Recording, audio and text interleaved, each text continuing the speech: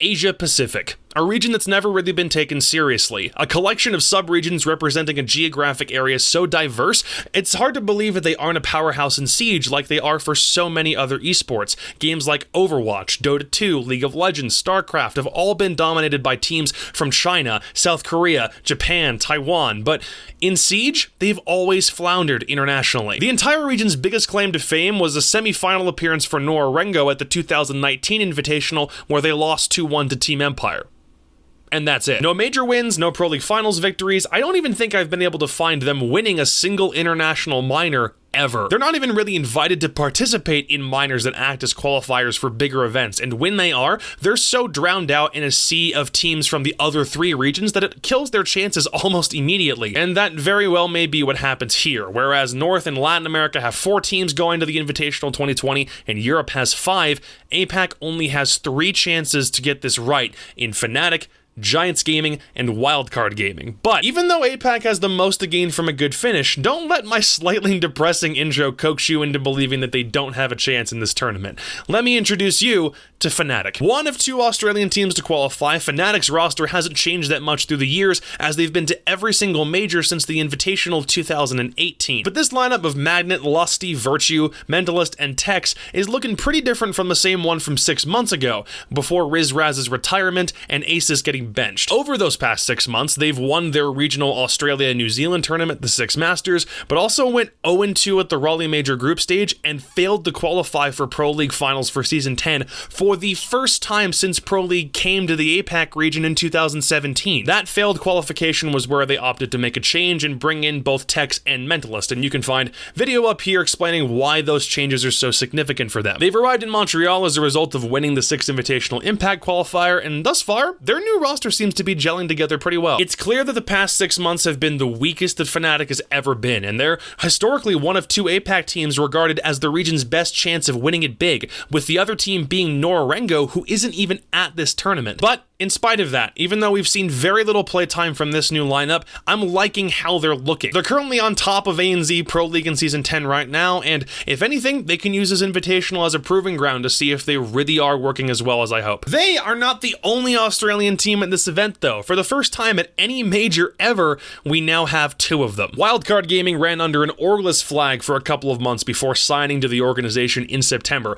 and the past 6 months have seen them be runners-up to Fnatic at the Six Masters, 2nd in ANZ Pro League, and 2nd at the APAC Finals LAN, which secured them their first international tournament ever. At that event, they played lights out and nearly eliminated Na'Vi in the quarterfinals, but ultimately couldn't pull it off, and right now they're sitting at 4th place in Season 11 after a really rocky start. This, ladies and gentlemen, is the ultimate underdog team heading into SI 2020. Neofighter, Diesel, Emorin, Ethan, and Derpa. 1 LAN outside their home country, unless you count the time that Neofighter spent with Fnatic back in 2018. They made some noise at the Pro League Season 10 finals, but that is it. If only by comparison from recent standings, it makes perfect sense if you wanted to put Wildcard at the bottom of your list for teams to win this event. I totally understand. Compared to the history and the combined wins of so many other teams they'll have to play, just within their own group even, that it makes it difficult to put them above any team at this point. You might even be asking yourself if they deserve to be here regardless of them qualifying through the APAC finals. I would argue they do. At that event, they had the best Xavier Esports original lineup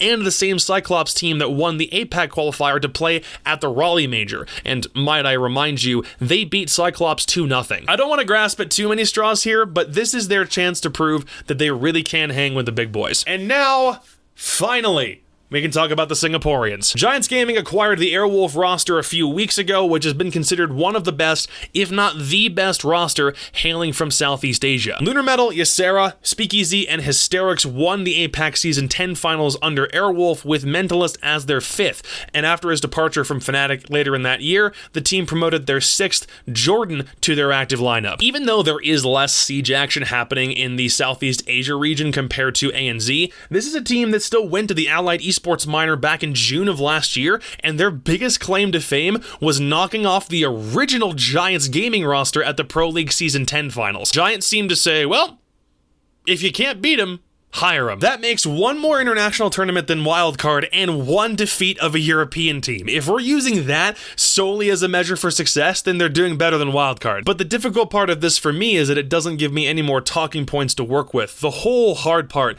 of doing an APAC video to begin with stems from there just not being a lot of tournaments for them to compete in comparative to the other 3 regions. I honestly like this Giants team. I'd love to see them make it out of the group stage and kind of help legitimize the Southeast Asia region a little bit more. But when you're grouped up with 3 Latin American teams that all have big things to fight for, it's going to make things really difficult. But here's the part you probably wish I'd gotten to forever ago. Not giving reasons as per usual, but this just makes sense to me. And that is it. That is the video. Europe's breakdown might be hitting your screens tomorrow because I wanted to save the big boys for last, and there is oh so much stuff to cover with that region. And remember, the big predictions video is also coming out in a couple of days, but hopefully I can sneak in a little bit of something else before that one drops. So hit up my Twitter, my Twitch, and this YouTube channel for all of the remaining updates you need before SI 2020 hits your screens. And remember, I don't release videos on anyone else's schedule except my own. Thank you for understanding. I'll see you guys later. Peace!